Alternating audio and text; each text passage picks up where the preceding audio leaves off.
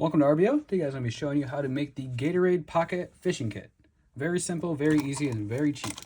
All you need is your Gatorade bottle and a few pieces of tackle. But first, we're going to get into this. First things first, you're going to want to go ahead and rip off this label. Not really need it.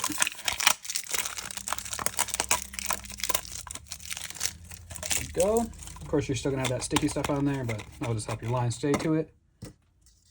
Next, you're going to want some line, either off of another pole or off an extra spool like this. And take your line, grab your bottle, do a ring around it. Make sure you have a little extra to work with. Just make sure it stays to the bottle. Then you're going to want to put a knot in here. Good old fisherman's knot, works pretty well. About like 6 times around. Then you just go ahead and do a normal knot, tighten that. Then you start stringing your line.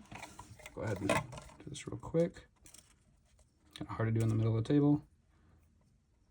There. We'll take this, shove this underneath. Go ahead and tighten that. Just place on there. Of course, it's going to move a little bit.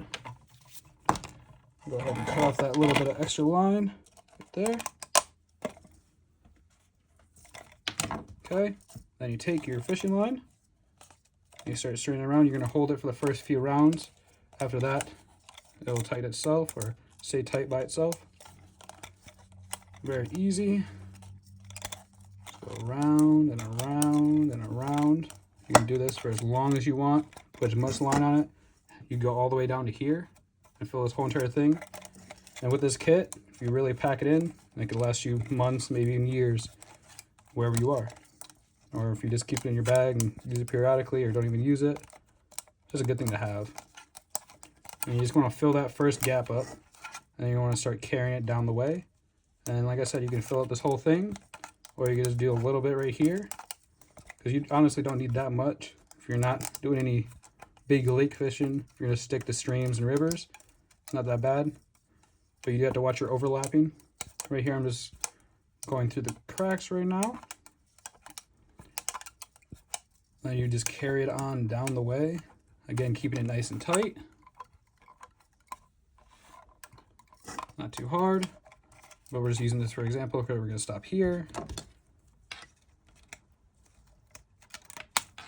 Cut your line. Now you can either tuck it, tie it, or tape it. We're just going to tape it. So you just take a little bit of tape, electrical tape, any kind of tape really. Just hold it down, and of course, in the end, you're going to have to tie it. But it's just nice to have it secured while it's in your bag or in your pocket. You could even create a sleeve for this. Maybe like a smaller sock, just shove it in there so you don't have to worry about the line or bouncing around in the bag or in your pocket. Next step, we're going to add some tackle and some supplies. First up, of course, we got our fake artificial baits. Got a couple different ones, some minnow ones, some worm, and some bass. Of course, all you gotta do to get that out is shake it a little bit, shove your finger in there, pull it out. No issue there. Next, we're gonna do sinkers. We have 4 of these little tie-on sinkers, or clip-on, which of course you can always tie on. Then we have a small and a large snap-on sinker. Of course, you can do any kind of variety, whatever you want to do really. Next, we have bobbers. This one is going to be a little bit of a pain in the butt to get out, but it still will come out. We have a smaller one as well. Next up is our hooks. We have 3 of these large hooks, one of the heavy-duty hooks,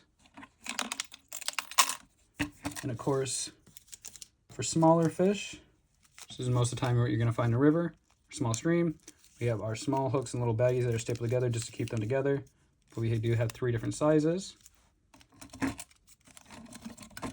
Pop those in there. And then next, we have our lures. A little crappie jig, a little bass fly, another bass fly, another crappie jig, and a crawfish, or crawdad. We also went ahead and added a few extra things, just in case you do get lucky out there and heck, either you're surviving camping or just hiking and you catch a fish, it's one of those chances and you want to cook it up and you know it's the right thing, it's the right size, you know how to cook it. We're going to throw a little bit of aluminum foil in there for cooking. Go ahead and just roll that up, pop it in, as well as a Bic lighter with duct tape wrapped around it. This works as a fire starter. You rip it off, crumble it up into a ball, light it, makes the fuel last longer, and just makes fire starting easier. Don't have to worry about this getting nice and hot. Next, we have salt and pepper. So you have some kind of seasoning, of course, in a waterproof container or package.